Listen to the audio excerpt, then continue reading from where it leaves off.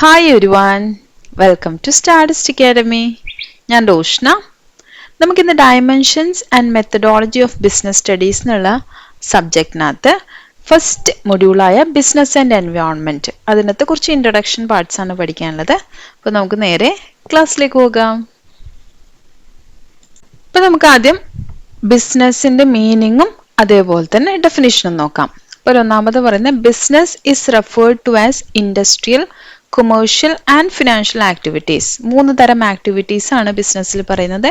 Industrial activities, commercial activities and financial activities perform by a person or an enterprise. അതൊരു person perform ചെയ്യുന്നതാവാം, അല്ലെങ്കിൽ ഒരു enterprise perform ചെയ്യുന്നതാവാം. In pursuit of monetary gains എന്ന് വെച്ചാൽ profit ഉണ്ടാക്കാൻ വേണ്ടി. മോണിറ്ററി എന്ന് പറഞ്ഞു കഴിഞ്ഞാൽ പൈസ ഉണ്ടാക്കാൻ വേണ്ടി അല്ലെ, മോണിറ്ററി ഗെയിൻസ്. അപ്പൊ ഇതിൽ നമ്മൾ കുറെ കാര്യങ്ങൾ പറഞ്ഞു. ഒന്നാമത്തെ 3 തരം ആക്ടിവിറ്റീസ് ആണ് industrial, commercial and financial activities അല്ലെ. പെർഫോം ചെയ്യുന്നത് ഒരു പേഴ്സൺ ആവാം, ഒരു എന്റർപ്രൈസ് ആവാം. എന്തിനു വേണ്ടി പെർഫോം ചെയ്യുന്നത്? In the pursuit of making money അല്ലെങ്കിൽ മേക്കിംഗ് പ്രോഫിറ്റ് അല്ലെ.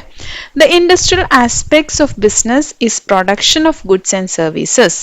ഇപ്പൊ industrial, commercial and financial activities പറഞ്ഞു. അതിൽ ഇൻഡസ്ട്രിയൽ എന്ന് പറയുന്നത് പ്രൊഡക്ഷൻ ഓഫ് ഗുഡ്സ് ആൻഡ് സർവീസിനാണ് നമ്മൾ ഇൻഡസ്ട്രിയൽ ആക്ടിവിറ്റി എന്ന് പറയുന്നത്.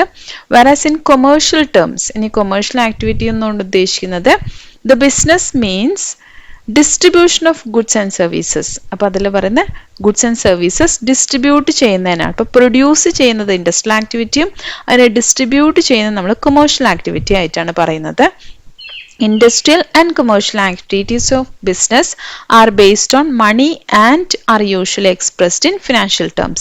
അതുപോലെ ഇതിലൊക്കെ മോണിറ്ററി ആക്ടിവിറ്റീസ് വരുന്നുണ്ട് അല്ലേ. അതുകൊണ്ട് തന്നെ മണി ഡീലിങ്സ് ആണ് ഇതിലൊക്കെ നടക്കുന്നത്. അതുകൊണ്ട് ഇതിനെ നമ്മൾ ഫിനാൻഷ്യൽ ടേംസിലും കൂടി എക്സ്പ്രസ് ചെയ്യുന്നുണ്ട്. അതാണ് 3 ആക്ടിവിറ്റീസ് പറഞ്ഞത്, industrial, commercial and financial activities. നമുക്ക് ഡെഫിനിഷൻ നോക്കാം. Louis Henry defines business as human activity directed towards producing or acquiring wealth through buying and selling of goods. ഇപ്പൊ ഹ്യൂമൻ ആക്ടിവിറ്റി ആണ് ബിസിനസ് എന്ന് പറയുന്നുണ്ട്. എന്താ ചെയ്യുന്നത്? അതില് directed towards producing or acquiring wealth through buying and selling of goods. ഇപ്പൊ ഒന്നിക്കൽ produce ചെയ്യാം അല്ലെങ്കിൽ അക്വയർ ചെയ്യാം. എന്താ അക്വയർ ചെയ്യുന്നത്? വെൽത്ത് അല്ലെ. വെൽത്ത് അക്വയർ ചെയ്യാണ്. എങ്ങനെ? Through buying and selling of goods. സാധനങ്ങൾ വിൽക്കുകയും വാങ്ങുകയും ചെയ്തിട്ട് നമ്മൾ വെൽത്ത് അക്വയർ ചെയ്യുന്ന ഒരു ഹ്യൂമൻ ആക്ടിവിറ്റിയാണ് നമ്മൾ ബിസിനസ് എന്നതുകൊണ്ട് ഉദ്ദേശിക്കുന്നത്. നെക്സ്റ്റ് നമുക്ക് പഠിക്കാനുള്ളത് ബിസിനസിന്റെ നേച്ചർ ആൻഡ് ക്യാരക്ടറിസ്റ്റിക്സ് ആണ്. അപ്പോൾ ബിസിനസിന്റെ നേച്ചർ ആൻഡ് ക്യാരക്ടറിസ്റ്റിക്സ് എന്ന് പറയുമ്പോൾ നമ്മളിപ്പം പറഞ്ഞിട്ടുള്ള മീനിങ്സിൽ പറയുന്ന കുറേ പോയിന്റ്സ് തന്നെയാണ് വരുന്നത്. Business is an economic process of exchange of goods and services for the purpose of earning money. നമ്മൾ ഡെഫിനേഷനിൽ പറഞ്ഞ അതേ കാര്യം അല്ലെ. Economic process of exchange of goods and services for the purpose of earning money. പൈസ ഉണ്ടാക്കാൻ വേണ്ടി നമ്മൾ ഗുഡ്സ് ആൻഡ് സർവീസസ് എക്സ്ചേഞ്ച് ചെയ്യുന്ന ഒരു ഇക്കണോമിക് ആക്ടിവിറ്റിയാണ് ബിസിനസ് എന്ന് പറയുന്നത്. രണ്ടാമത്തെ, the process of business includes production, marketing and services. ഇപ്പൊ ബിസിനസ് എന്ന് പറഞ്ഞു കഴിഞ്ഞാൽ അത് പ്രൊഡക്ഷൻ ഉണ്ടാവും, മാർക്കറ്റിംഗ് ഉണ്ടാവും, അതേപോലെ സർവീസസ് ഉണ്ടാവും അല്ലെ. ഗുഡ്സ് പ്രൊഡ്യൂസ് ചെയ്യണം, അതിനെ മാർക്കറ്റ് ചെയ്യണം, അതേപോലെ അതിൽ സർവീസസും ഇൻക്ലൂഡ് ചെയ്യുന്നുണ്ട്. Next, earning profit is the first and foremost objective of business. ബിസിനസിന്റെ ഏറ്റവും വലിയ ഒബ്ജക്റ്റീവ് എന്ന് പറയുന്നത് പ്രോഫിറ്റ് ഉണ്ടാക്കുക എന്നുള്ളതാണ്. പ്രോഫിറ്റ് ഉണ്ടാക്കാൻ വേണ്ടിയാണ് എല്ലാ ബിസിനസ്സും എസ്റ്റാബ്ലിഷ് ചെയ്തിരിക്കുന്നത്. Next, business create utility. Utility എന്ന് പറഞ്ഞു കഴിഞ്ഞാൽ നമുക്ക് അതിന്റെ യൂസ്ഫുൾനെസ്, ഒരു പ്രൊഡക്റ്റിന്റെ അല്ലെങ്കിൽ ഒരു നീഡിനെ നമ്മൾ ഒരു പ്രൊഡക്റ്റിലേക്ക് കൺവേർട്ട് ചെയ്യുകയാണ് ബിസിനസ്സിലെ കൂടി നമ്മൾ ചെയ്യുന്നത്. Next, it consist of risk and uncertainty. ബിസിനസ്സിൽ റിസ്ക്കും ഉണ്ട്, അൺസർട്ടനിറ്റിയും ഉണ്ട്. ഇപ്പൊ രണ്ടും ഏകദേശം സിമിലർ ആയിട്ട് നമുക്ക് തോന്നാം, പക്ഷെ രണ്ടും ഡിഫറെന്റ് ആണ്. റിസ്ക് എന്ന് പറയുന്നത് നമുക്ക് 2-3 ഇവന്റ്സ്, ഔട്ട്കംസ് ഉണ്ടാവാം. ഒരു കാര്യം ചെയ്യുമ്പോൾ അതിൽ 2-3 റിസൾട്ട്സ് വരാം. ആ റിസൾട്ട്സിൽ ഒരെണ്ണമെങ്കിലും നമുക്ക് മോശമായതാണെങ്കിൽ അതിനാണ് റിസ്ക് എന്ന് പറയുന്നത്. ബിസിനസ് തന്നെ ഒരു റിസ്ക് ആണെന്ന് പറയും. എന്ന് വെച്ചാൽ ബിസിനസ് നടത്തുവാണെങ്കിൽ പ്രോഫിറ്റ് ഉണ്ടാവാം, ലോസ് ഉണ്ടാവാം, 2 കാര്യങ്ങൾ നടക്കാം, നമുക്കത് അറിയാം. ഇത് ലോസ് എന്ന് പറയുന്നത് നമുക്ക് മോശമായ ഒരു കാര്യമാണ് അല്ലെ, അൺഫേവറബിൾ ആയിട്ടുള്ള ഒരു ഇവന്റ് ആണ്. അതിനാണ് നമ്മൾ റിസ്ക് എന്ന് പറയുന്നത്. അതിന് അൺസർട്ടനിറ്റി എന്ന് പറഞ്ഞാൽ ഇതിലുണ്ടാവുന്ന ഫ്യൂച്ചർ ആക്ഷൻ എന്താണ്, അങ്ങനെയുള്ള കാര്യത്തിൽ നമുക്കൊരു ഉറപ്പില്ല. നമുക്ക് മറ്റേതിൽ ഫ്യൂച്ചർ ആക്ഷൻ എന്താണെന്ന് അറിയാം, പക്ഷെ അതിൽ നമുക്ക് ഒന്ന് മോശമായി വരുമ്പോൾ റിസ്ക് എന്ന് പറയാം. അൺസർട്ടനിറ്റി എന്ന് പറഞ്ഞാൽ മോശമായി വരണം നിർബന്ധമൊന്നുമില്ല, പക്ഷെ എന്ത് നടക്കുന്നു നമുക്ക് അറിയില്ല. ഇതിനാണ് അൺസർട്ടനിറ്റി എന്ന് പറയുന്നത്. Next, business is responsible towards the society and has to fulfil the interest of its stakeholders. ബിസിനസ്സിന് അതിന് സൊസൈറ്റിയുമായിട്ട് റെസ്പോൺസിബിലിറ്റി ഉണ്ട്, അതിലുള്ള സ്റ്റേക്ക് ഹോൾഡേഴ്സിന് ഇൻട്രസ്റ്റ് ഫുൾഫിൽ ചെയ്യണം. സ്റ്റേക്ക് ഹോൾഡേഴ്സ് എന്ന് പറഞ്ഞു കഴിഞ്ഞാൽ ബിസിനസ്സിൽ ഇൻട്രസ്റ്റഡ് ആയിട്ടുള്ള എല്ലാവരെയും നമ്മൾ സ്റ്റേക്ക് ഹോൾഡേഴ്സ് എന്ന് പറയും. ഇപ്പോൾ ബിസിനസ്സിൽ ഇൻവെസ്റ്റ് ചെയ്യുന്ന ഓണേഴ്സ് അല്ലെങ്കിൽ ഷെയർ ഹോൾഡേഴ്സ്, പാർട്ട്നേഴ്സ് ആരായി കഴിഞ്ഞാലും അതൊരു സ്റ്റേക്ക് ഹോൾഡറാണ്. കസ്റ്റമർ ഒരു സ്റ്റേക്ക് ഹോൾഡറാണ്. കസ്റ്റമർ അവിടെ നിന്ന് പ്രതീക്ഷിക്കുന്നത് നല്ല ഗുഡ്സ് കിട്ടണം എന്നൊക്കെ പ്രതീക്ഷിക്കണം അല്ലേ. അപ്പൊ കസ്റ്റമർ ഒരു സ്റ്റേക്ക് ഹോൾഡറാണ്. ഡെറ്റർ, ക്രെഡിറ്റർ ഇവരൊക്കെ ബിസിനസ്സുമായിട്ട് റിലേറ്റഡ് ആയിട്ടുള്ള ആൾക്കാരാണ്. ഗവൺമെന്റ് ഒരു സ്റ്റേക്ക് ഹോൾഡറാണ്. ഗവൺമെന്റ് ഉദ്ദേശിക്കുന്നത് നല്ല രീതിയിലുള്ള ഒരാൾ ബിസിനസ് നടത്തണം, ഇല്ലീഗൽ ആയിട്ടുള്ള കാര്യങ്ങളൊന്നും ചെയ്യാൻ പാടില്ല, ടാക്സ് ഒക്കെ കൃത്യമായിട്ട് അടക്കണം. അപ്പൊ ആ സമയം നോക്കുമ്പോൾ സ്റ്റേക്ക് ഹോൾഡേഴ്സ് എന്ന് പറഞ്ഞാൽ ഇവരൊക്കെ ഇൻക്ലൂഡഡ് ആണ്. ഇവരുടെ ഒക്കെ ഇൻട്രസ്റ്റ്, ഇവരൊക്കെ എന്താണ് പ്രതീക്ഷിക്കുന്നത്, അത് ഒരു ബിസിനസ് ചെയ്തു കൊടുക്കണം. നെക്സ്റ്റ്, ബിസിനസിന്റെ ഒബ്ജക്റ്റീവ്സ് നമുക്ക് പഠിക്കാം. ഇപ്പോൾ ബിസിനസിന്റെ ഒബ്ജക്റ്റീവ്സ് എന്ന് പറയുകയാണെങ്കിൽ അതിൽ ഇക്കണോമിക് ഒബ്ജക്റ്റീവ്സ് ഉണ്ട്, ബിസിനസ്സിന് സോഷ്യൽ ഒബ്ജക്റ്റീവ്സ് ഉണ്ട്, ഹ്യൂമൻ ഒബ്ജക്റ്റീവ്സ് ഉണ്ട്, നാഷണൽ ഒബ്ജക്റ്റീവ്സ് ഉണ്ട്, അതുപോലെ ഗ്ലോബൽ ഒബ്ജക്റ്റീവ്സ് ഉണ്ട്. ഇത് ഓരോന്നും എന്താന്ന് നോക്കാം. ഒന്നാമത്തെ ഇക്കണോമിക് ഒബ്ജക്റ്റീവ്സ് എന്ന് പറഞ്ഞു കഴിഞ്ഞാൽ പൈസ ഉണ്ടാക്കാം. ഇതാണ് ഇക്കണോമിക് ഒബ്ജക്റ്റിൽ വരുന്നതെന്ന് വെച്ചാൽ നമ്മൾ ബേസിക് ആയിട്ട് പറഞ്ഞ ബിസിനസിന്റെ ഒബ്ജക്റ്റീവ് ആണ് ജനറേറ്റിംഗ് പ്രോഫിറ്റ് അല്ലെ, പ്രോഫിറ്റ് ഉണ്ടാക്കുക. അത് തന്നെയാണ് നമ്മൾ പറഞ്ഞ ഇക്കണോമിക് ഒബ്ജക്റ്റീവ് എന്ന് പറയുന്നത്. രണ്ടാമത്തെ സോഷ്യൽ ഒബ്ജക്റ്റീവ്. സോഷ്യൽ ഒബ്ജക്റ്റീവ് എന്ന് പറഞ്ഞു കഴിഞ്ഞാൽ സൊസൈറ്റിയോടുള്ള കമ്മിറ്റ്മെന്റ് ആണ്. അപ്പൊ സൊസൈറ്റിക്ക് നല്ലത് ചെയ്യാം, മോശമായ കാര്യങ്ങൾ ചെയ്യാതിരിക്കാം.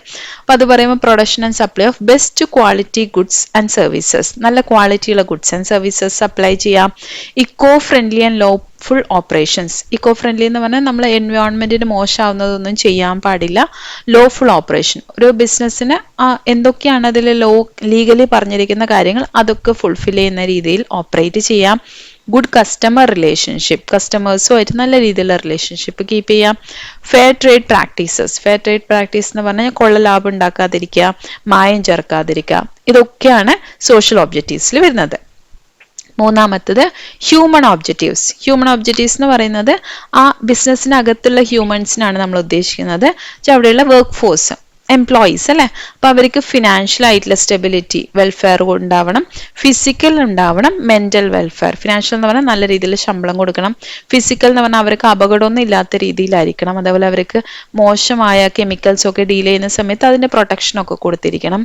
പിന്നെ മെന്റൽ വെൽഫെയർ, അവർക്ക് അവിടെ നല്ലൊരു അറ്റ്മോസ്ഫിയർ ഉണ്ടാക്കി കൊടുക്കണം. അപ്പൊ ഇത്രയും കാര്യങ്ങളാണ് ഹ്യൂമൻ ഒബ്ജക്റ്റീവ്സിൽ വരുന്നത്. Next, national objectives. ഒരു നേഷനോട് നമുക്ക് ബിസിനസ്സിന് കുറച്ച് കമ്മിറ്റ്മെന്റ്സ് ഉണ്ട്. എന്തൊക്കെയാന്ന് പറഞ്ഞു കഴിഞ്ഞാൽ A business function under the legal framework of the national government. ഒരു ഗവൺമെന്റിന്റെ ലീഗൽ ഫ്രെയിംവർക്കിന്റെ ഇടയിലാണ് നമ്മൾ ബിസിനസ് വർക്ക് ചെയ്യുന്നത്. അതുകൊണ്ട് തന്നെ it includes production and distribution of goods and services according to national interest. ഇപ്പൊ നേഷന്റെ ഇൻട്രസ്റ്റിനെ സപ്പോർട്ട് ചെയ്യുന്ന രീതിയിലുള്ള ഗുഡ്സ് ആയിരിക്കണം നമ്മൾ പ്രൊഡ്യൂസ് ചെയ്യുകയും ഡിസ്ട്രിബ്യൂട്ട് ചെയ്യേണ്ടത്. ചാർജിങ് ഫെയർ പ്രൈസസ്, ഫെയർ ആയിട്ടുള്ള പ്രൈസസ്, ഒരുപാട് പ്രൈസ് കൂട്ടിയൊന്നും ഇടാൻ പാടില്ല. ജനറേഷൻ ഓഫ് എംപ്ലോയ്മെന്റ്, ഒരു ബിസിനസ് സ്റ്റാർട്ട് ചെയ്യുന്ന സമയത്ത് അവിടെ ഒരുപാട് പേർക്ക് നമുക്ക് എംപ്ലോയ്മെന്റ് ഓപ്പർച്യൂണിറ്റീസ് കൊടുക്കാൻ പറ്റുന്നുണ്ട്. And payment of tax to the government, അതേപോലെ ഗവൺമെന്റിന് കൃത്യമായ സമയങ്ങളിൽ നമ്മൾ ടാക്സ് കറക്റ്റ് ആയിട്ട് കൊടുത്തിരിക്കണം. ഇതൊക്കെയാണ് നാഷണൽ ഒബ്ജക്റ്റീവ് എന്ന് പറയുന്നത്. നെക്സ്റ്റ്, ഗ്ലോബൽ ഒബ്ജക്റ്റീവ്സ് ആണ് അതിൽ പറയുന്നത്.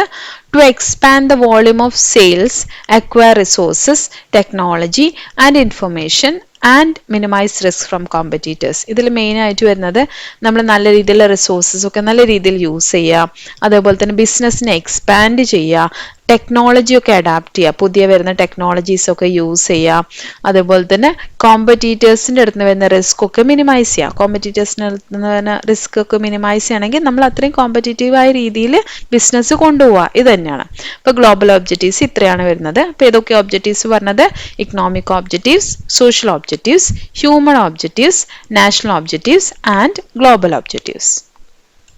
നെക്സ്റ്റ് നമുക്ക് പഠിക്കാനുള്ളത് ഫങ്ഷൻസ് ഓഫ് ബിസിനസ് ആണ്. അപ്പോൾ ഫങ്ഷൻസ് ഓഫ് ബിസിനസ്സിൽ ഫസ്റ്റ് വൺ പറയുന്നത് എക്വിസിഷൻ ഓഫ് റോ മെറ്റീരിയൽസ്. നമ്മൾ റോ മെറ്റീരിയൽസ് പർച്ചേസ് ചെയ്യണം. അപ്പോൾ റോ മെറ്റീരിയൽസ് പർച്ചേസ് ചെയ്യുന്ന സമയത്ത് കറക്റ്റ് ക്വാണ്ടിറ്റി റോ മെറ്റീരിയൽസ് നമുക്ക് പർച്ചേസ് ചെയ്യണം, ആ കറക്റ്റ് പ്രൈസിൽ പർച്ചേസ് ചെയ്യണം, നല്ല ക്വാളിറ്റിയുള്ള റോ മെറ്റീരിയൽസ് ഒക്കെ പർച്ചേസ് ചെയ്യണം അല്ലേ. ഇതിനു വേണ്ടി നമ്മൾ മാർക്കറ്റിൽ അതിൻ്റെതായ സ്റ്റഡി ഒക്കെ നടത്തി അനലൈസ് ഒക്കെ നടത്തിയിട്ട് വേണം നമ്മളെ റോ മെറ്റീരിയൽസ് പർച്ചേസ് ചെയ്യാനായിട്ട്.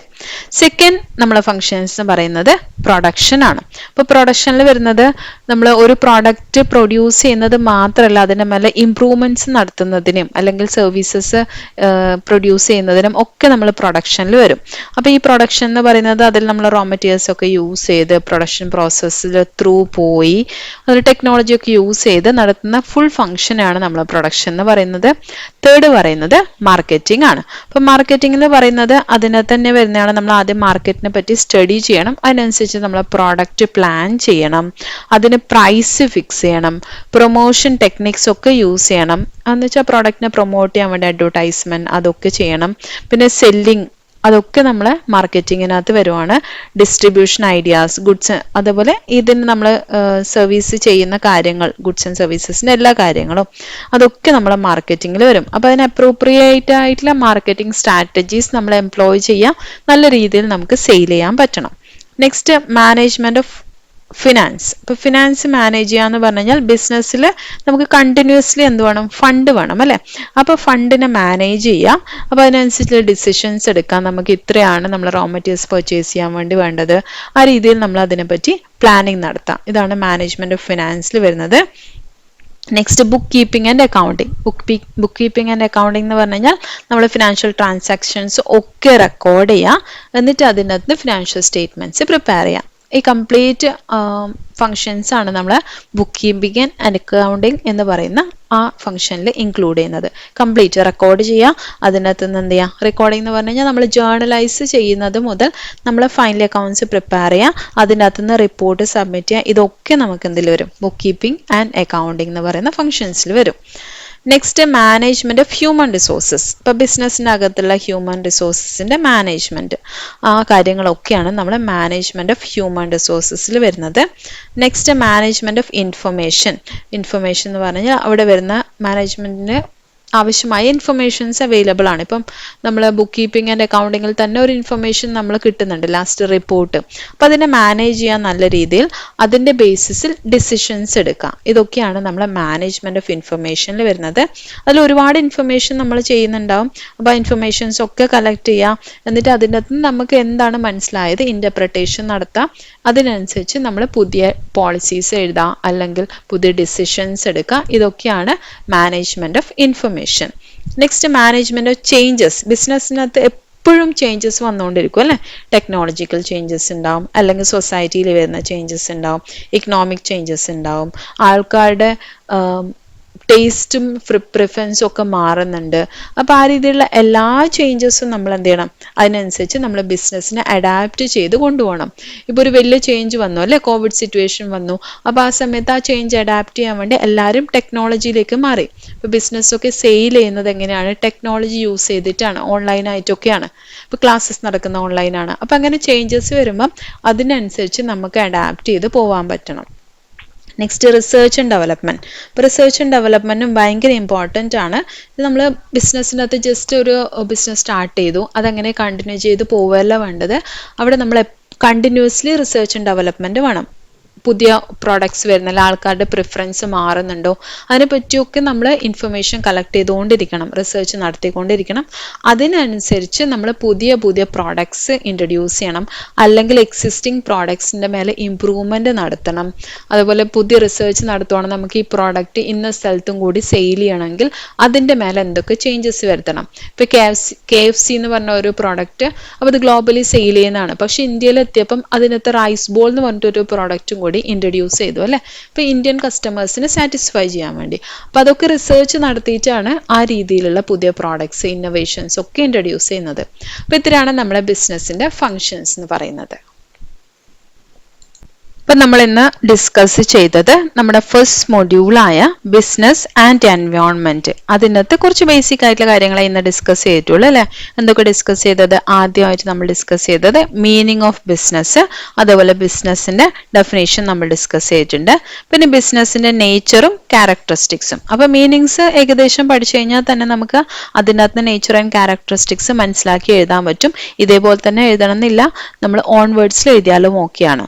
നെക്സ്റ്റ് നമ്മൾ പഠിച്ചത് ബിസിനസിന്റെ ഒബ്ജക്റ്റീവ്സ് ആണ്. അപ്പോൾ നമ്മൾ പഠിച്ചു ഇക്കണോമിക് ഒബ്ജക്റ്റീവ്സ് ഉണ്ട്, സോഷ്യൽ ഒബ്ജക്റ്റീവ്സ് ഉണ്ട്, ഹ്യൂമൻ ഒബ്ജക്റ്റീവ്സ് വരുന്നുണ്ട്, നാഷണൽ ഒബ്ജക്റ്റീവ്സ്, ഗ്ലോബൽ ഒബ്ജക്റ്റീവ്സ്, ഇത്രയും ഒബ്ജക്റ്റീവ്സ് ഉണ്ടെന്ന് പഠിച്ചിട്ടുണ്ട്. പിന്നെ ബിസിനസിന്റെ ഫങ്ഷൻസ് ആണ് പഠിച്ചത്. ഫങ്ഷൻസിൽ acquisition of raw materials, production, marketing, management of finance, bookkeeping and accounting, management of human resources, management of information, management of change, research and development. ഇത്രയും functions ആണ് നമ്മൾ ഇന്ന് ഡിസ്കസ് ചെയ്തത്. നെക്സ്റ്റ് ക്ലാസ്സിൽ നമുക്ക് പഠിക്കാനുള്ള സ്കോപ്പ് ഓഫ് ബിസിനസ് ആണ്. അപ്പോൾ നമുക്ക് നെക്സ്റ്റ് ക്ലാസ്സിൽ നെക്സ്റ്റ് വീഡിയോയിൽ നമുക്കത് ഡിസ്കസ് ചെയ്യാം. ഇതുവരെയുള്ള എല്ലാവർക്കും ക്ലിയർ ആയി എന്ന് വിചാരിക്കുന്നു. അടുത്ത വീഡിയോയിൽ കൂടി വീണ്ടും കാണാം. അതുവരയ്ക്കും ഹാപ്പി ലേണിംഗ്.